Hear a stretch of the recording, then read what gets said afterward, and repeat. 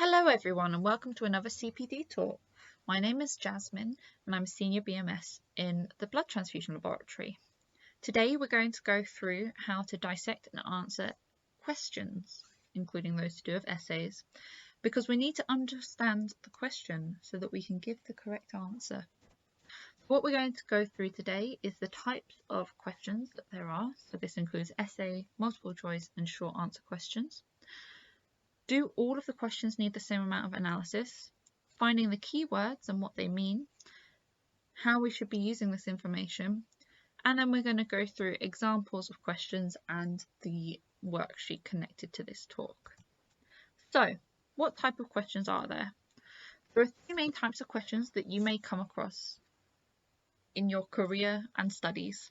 These are essay questions, short answer questions, and multiple choice questions. The biggest outlier within this group are the multiple choice questions. These questions tend to be short and to the point. This is to avoid confusion when people taking the exams are trying to select an answer. Whereas short answer and essay questions, on the other hand, are very similar and use similar language.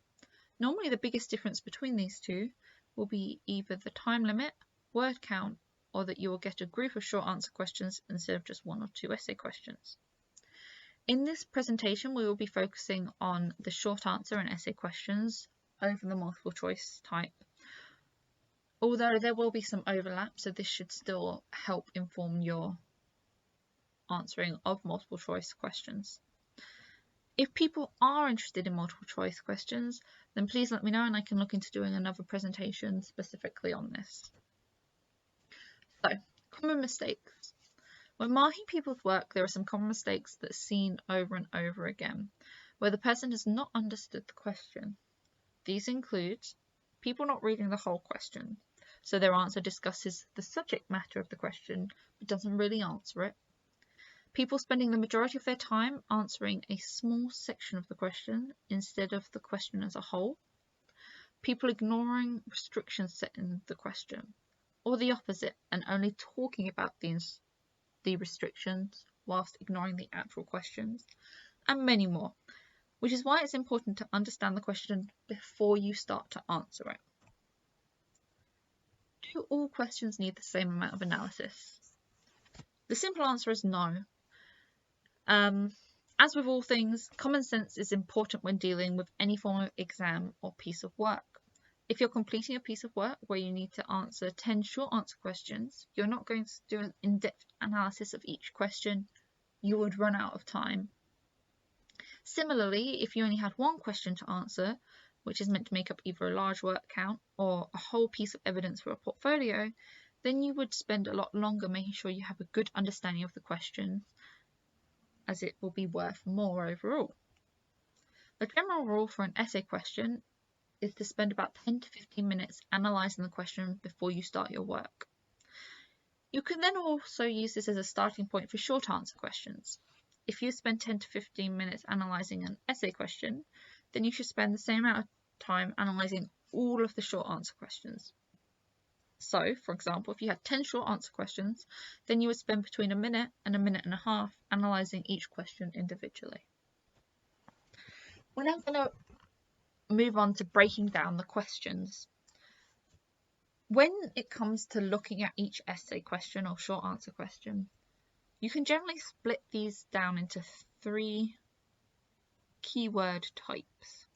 The first is the instruction words, then topic words, and finally restricting words.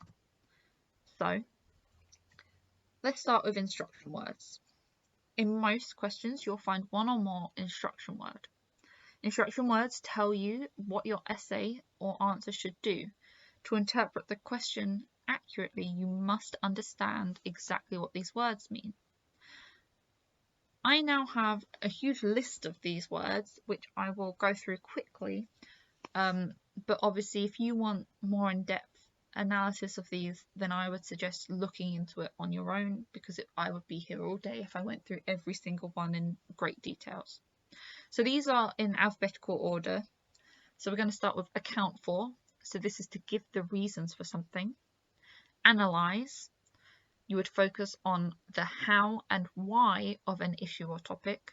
Do not simply describe or summarize. Compare. You're finding similarities and differences between two or more objects, ideas, events, or theories. Contrast. This is similar to compare, but the differences should be emphasized. Criticize. Assess the merit of something. Consider both good parts and bad parts and give the results of your analysis. Define. Give precise meanings with key details. Examples may be useful. Describe. Recall specific details about size, cost, texture, appearance, whatever is relevant to the rest of the question. Discuss. Present a point of view after considering both sides of an issue or question. Your opinion should be supported by arguments and evidence. Evaluate. Consider both strengths and weaknesses and make a judgment. Explain. Relate how something happens in the order in which it occurs, or clarify reasons, causes, and effects. Illustrate. This is using examples to demonstrate a point. Interpret. Express in your own words. Examples may be useful. List. Write your answer as an itemized series, which may be in point form. Outline. Provide main points and leave out minor details. Prove. Give factual evidence, examples, or clear logical reasons which demonstrate the validity of a statement or idea. Relate. Tell the story in clear sequence or show how things are connected or similar to each other. Review. Examine a subject critically. Analyze and comment on the main points. State. Present the main points in brief, clear sequence. Summarize. Give the main points or facts in condensed form. To what extent? Consider both sides, make a judgment and defend it, similar to evaluate or discuss. And trace. Relate to the progress, development, or history of a subject. So that was an overview of the different instruction words. There are always more, but these are the main ones that are used again and again by examiners or people that design questions. So if you memorize and understand this list, or if you're doing coursework, you can bring up a list like this to use as a reference, then this should help with your answering questions.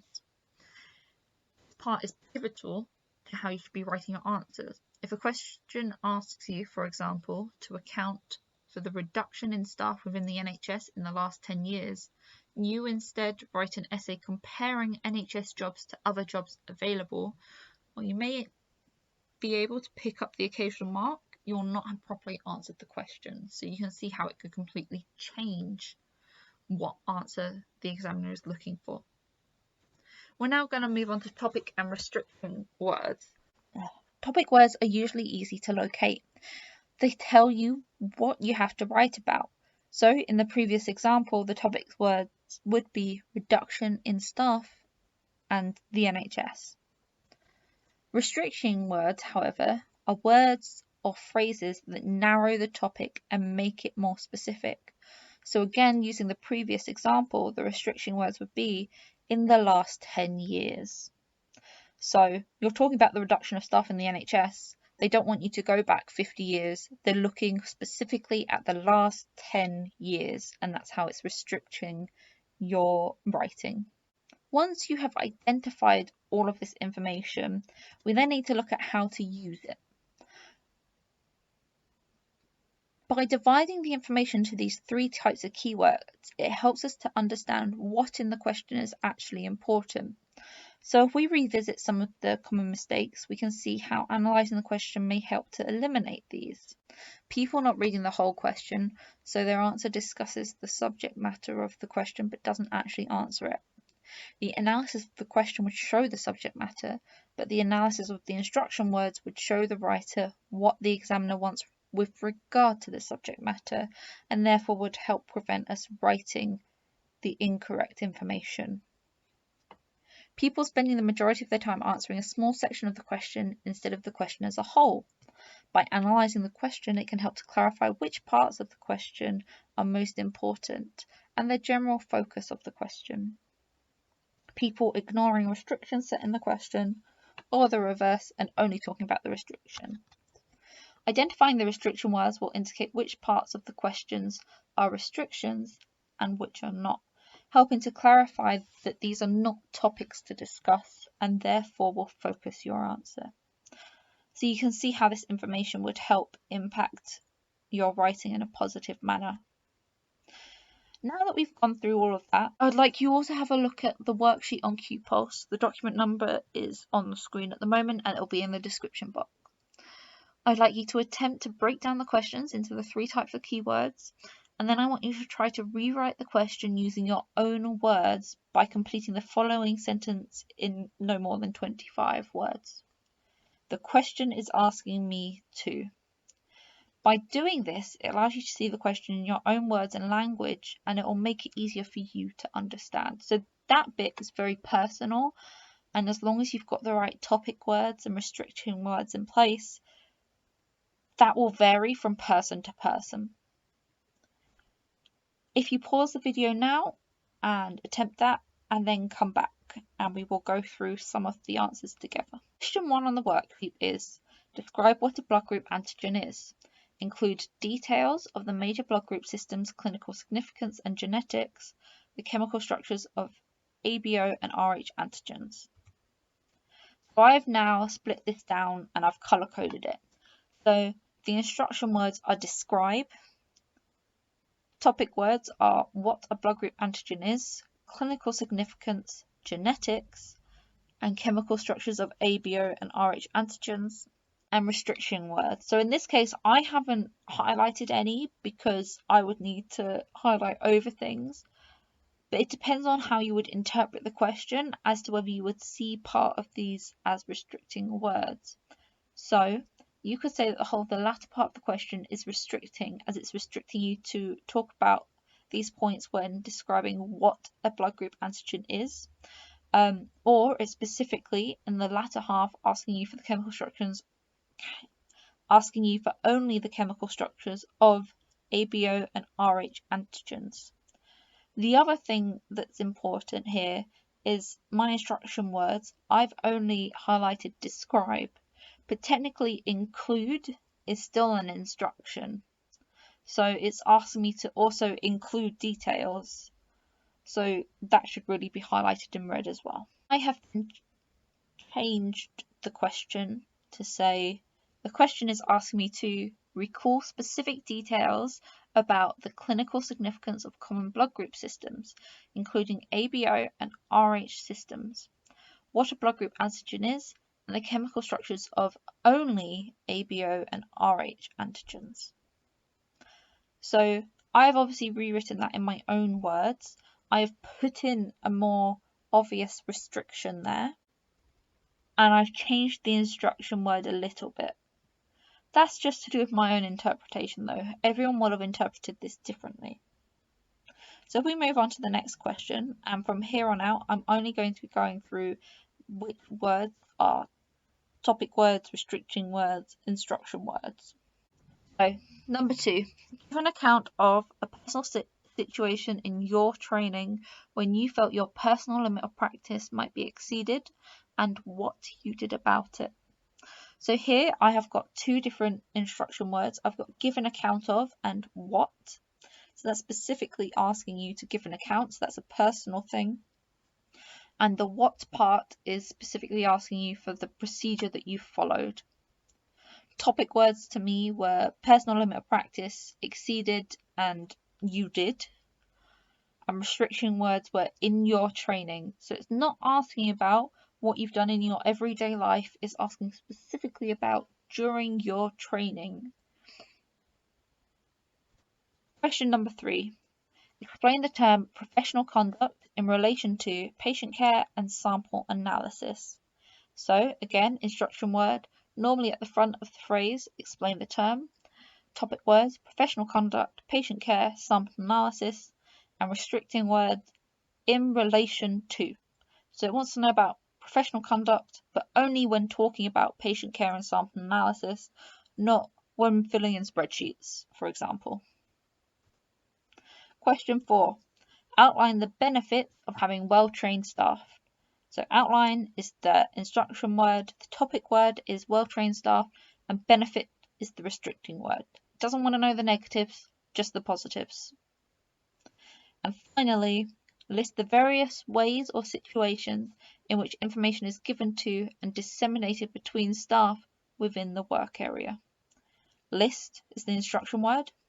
Topic words are ways, situations, information is given to and disseminated between staff.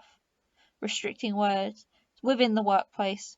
You could also use between staff as a restricting word. It's not asking how you're talking to patients, only between staff. So you can see how sometimes topic words and restricting words can overlap a little bit, and it's important to be aware of that. And that's why sometimes rewriting the question in your own words can really highlight what parts are topic as well as what parts are restricting.